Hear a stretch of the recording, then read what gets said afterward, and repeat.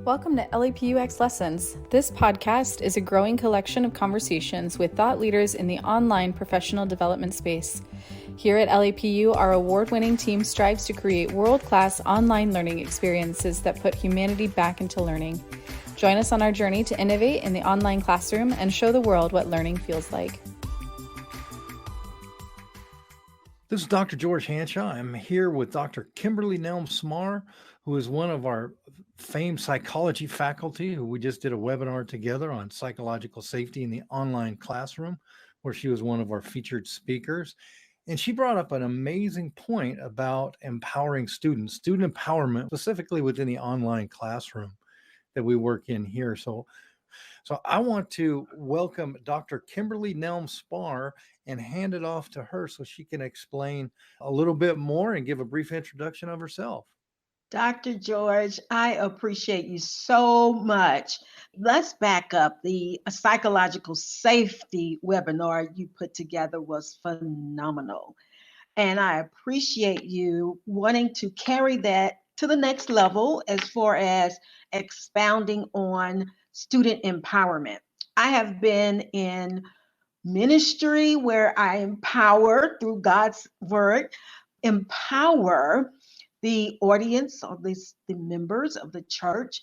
And I've also been in education from Sunday school teacher all the way up to college professor. I've been a PK. Have you ever heard of a PK, Dr. George?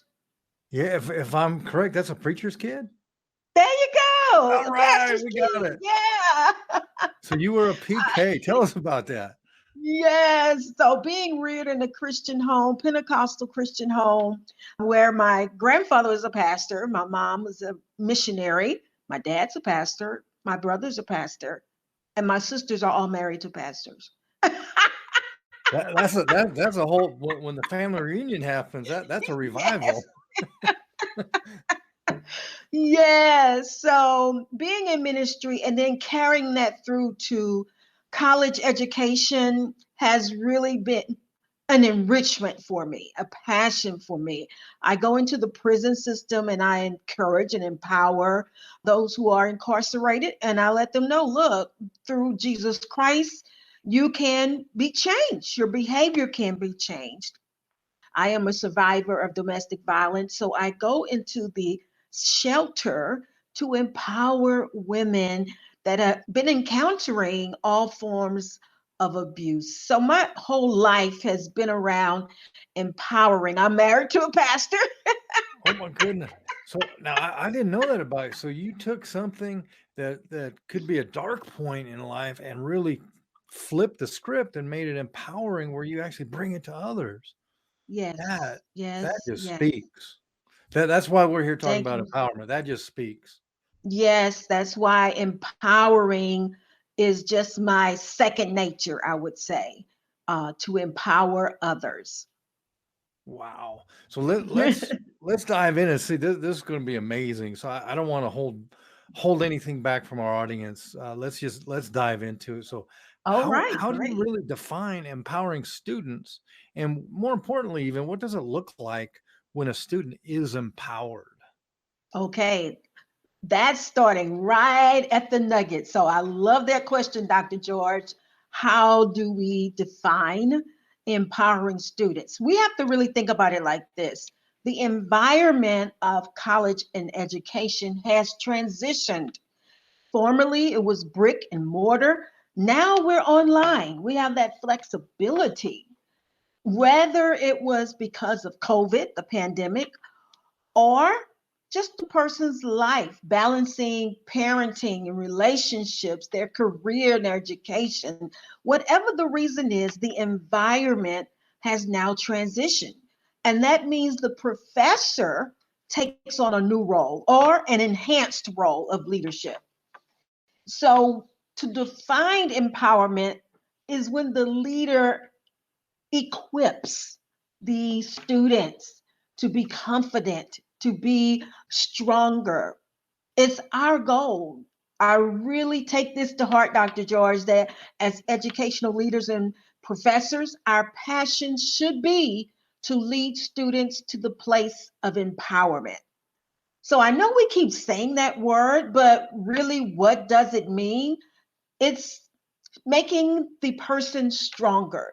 It's making the student more confident. It's having the knowledge, the confidence, the means, the ability to do things or even to make decisions. It's about us as professors supporting our students so that way they can take control and have the responsibility for their own lives. Now, let me hit this one right here, Dr. George. Hit it. Some students may need more support than others, but Right. every student can be empowered. Some may need more empowerment. Some students you may need to reach out to when they miss an assignment and just let them know you're here for them. Is there anything they need from me? Whereas other students, they're like, don't bother me. I'll just turn the paper in when I get through. So some students need more support.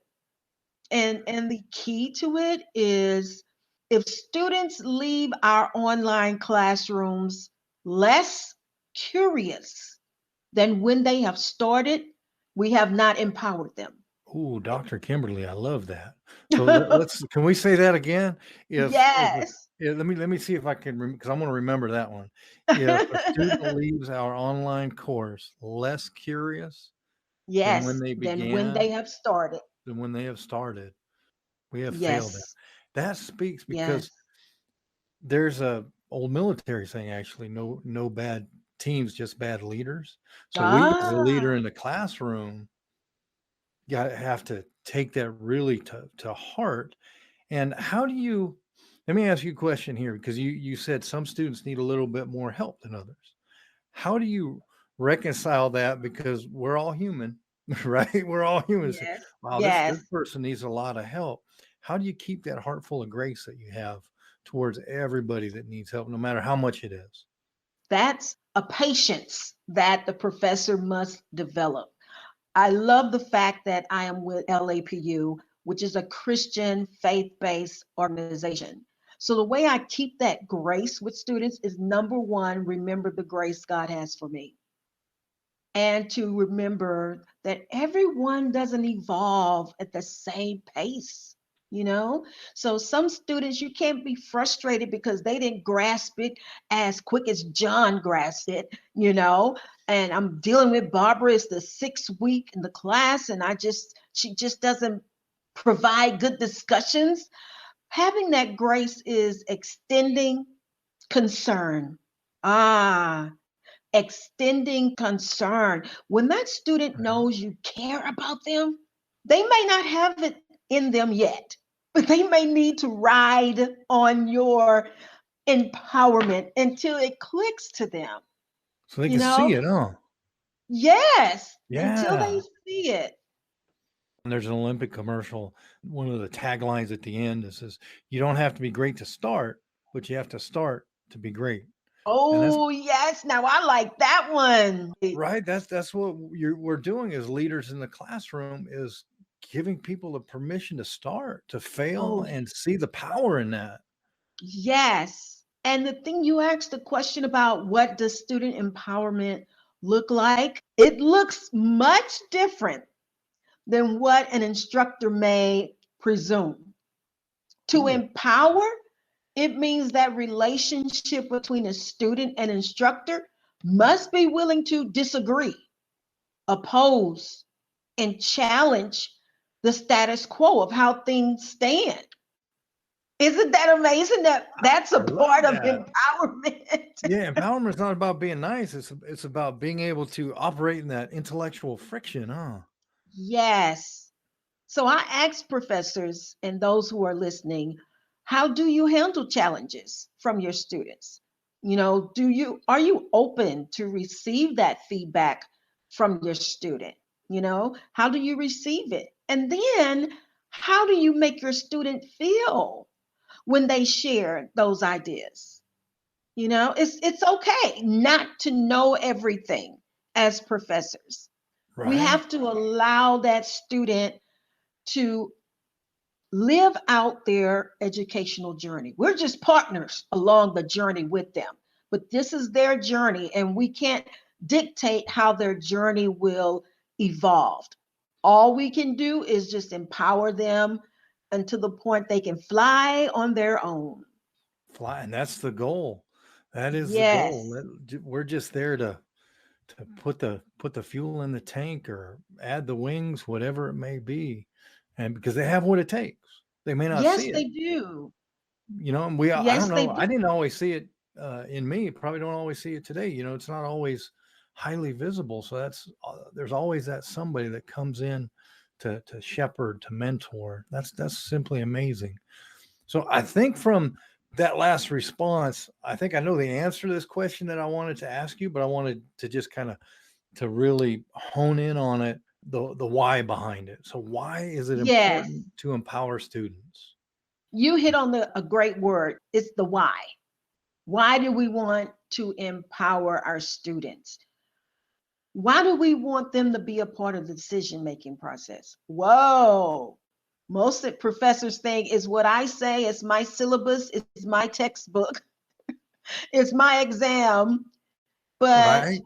yes, but just such a simple thing. Have 3 topics for the writing assignment and ask the students to choose one. That's so simple of how to empower them and what it looks like. Developing collaborative learning communities where they can work together and have structure and interdependency. Allow them to think outside the box. Why? Because you're making them stronger. You're making them tap into probably areas that they have not allowed to evolve. Dr. Tim, who we reference a lot, Dr. Tim Clark calls it intellectual friction. I love that. He Yeah. says it's creative abrasion and constructive dissent. When you Constructive dissent. allow this, Yes. yes, yeah, well, that was a powerful statement from Dr. Tim Clark. That was a powerful statement. We have to allow the student to ask why. Allow the students to ask why. It goes beyond, I'm the professor and I said so, and I've been instructing for 25 years. It goes beyond, that's the way it's always been. I've taught it like this for 20 years, the same topic, the same demonstrations or examples, but allow your students to challenge that. Allow them to open us up, to ask us the questions, but why? Why have we always done it that way? What if we do it this way? When we allow those students to be empowered, they are healthier. They're more inclusive in the online classroom. They'll feel like they matter. They feel like we are in this together. It's not just I'm at the top because I'm the professor and the students are at the bottom and they should listen to everything I say. But when Right. we encourage empowerment, the student will feel valued. They will feel like you took the time to listen to them. And they will feel as though you respect their thoughts, ideas, perspectives, their beliefs. Really, one of the things that I heard you saying as well is when you practice that inclusion, because inclusion is a choice, and Mm, when we make that choice to practice it, wholeheartedly, then the students take that with them to work. They take that with them to life, and all of a sudden, education is that much more meaningful. yes, It's it is. Yeah, that was profound, Dr. Kimberly. Thank you Oh, thank for bringing you. that up because it's not just about our classroom, is it? It spreads. That's what we want. Yes, I'm guilty. When I remember when I first started to instruct in the college level, I had an agenda. I had an agenda point of 5 minutes say an intro, 5 minutes say my opening prayer, 10 minutes do recap. I had it so to the T. And if it got out of sync, if a student asked a question, but they were not supposed to ask it till the end, I was like, oh my God, what do I say? What do What I do I do? do? Yes. That's So wonderful.